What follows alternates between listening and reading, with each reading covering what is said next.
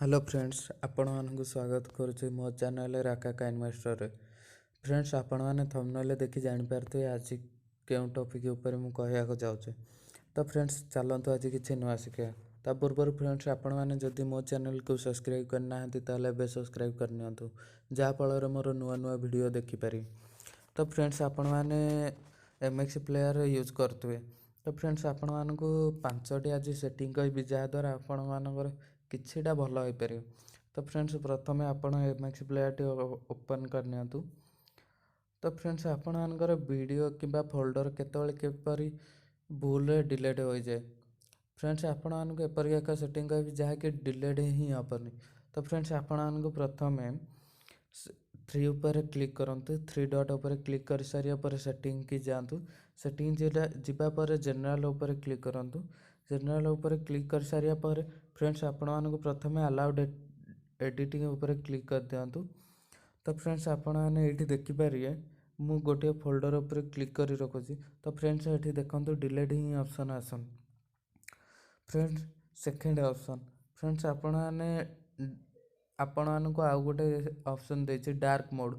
तो फ्रेंड्स आपण माने मी ऊपर क्लिक करंतु। मी ऊपर क्लिक करिया पर फ्रेंड्स आपण माने तळे देखि पारिबे डार्क थेम ऊपर क्लिक कर दंतु। डार्क थेम ऊपर क्लिक करिया पर फ्रेंड्स देखंतु एही पर बैकग्राउंड आसीयो। फ्रेंड्स एमएक्स प्लेयर रे आपण माने देखथिबे व्हाट्सएप स्टेटस आसुछ। तो फ्रेंड्स आपण माने चाहउछन्ती आपण मानकर व्हाट्सएप स्टेटस केही न देखन। तो फ्रेंड्स आपण को प्रथम गोटे काम करिया पड़ियो। 3 डॉट ऊपर क्लिक करंतु। क्लिक करि पर सेटिंग ऊपर क्लिक करंतु। सेटिंग ऊपर जाई लिस्ट ऊपर क्लिक करंतु। लिस्ट ऊपर जाई देखंतु तळे फ्रेंड्स व्हाट्सएप स्टेटस सेवर ऊपर क्लिक करनियन। तो फ्रेंड्स आपण देखि पारि एठी आपनकर स्टेटस के देखि पारि। फ्रेंड्स 4 रे आपण माने चाहिबे जति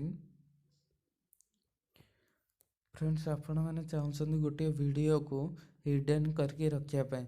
तो फ्रेंड्स आपण जे वीडियो टी हिडन करके रखिया को चाहउछन्ती ता ऊपर क्लिक करके रखंतु।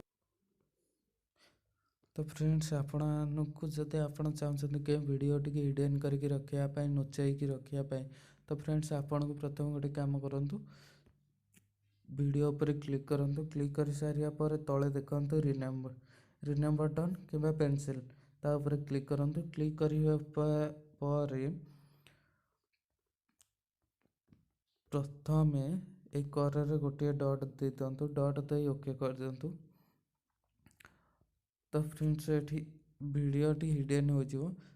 जदि फ्रेंड्स आपण माने चाहउछन्ती से को पुणी देखिया पाए तो फ्रेंड्स 3 डॉट ऊपर क्लिक करंतु। 3 डॉट ऊपर क्लिक कर सारिया पर सेटिंग ऊपर क्लिक करंतु। सेटिंग ऊपर क्लिक करिया पर लिस्ट ऊपर क्लिक करंतु। लिस्ट ऊपर क्लिक करे तळे देखंतु show hidden files and folder ऊपर क्लिक कर दियंतु।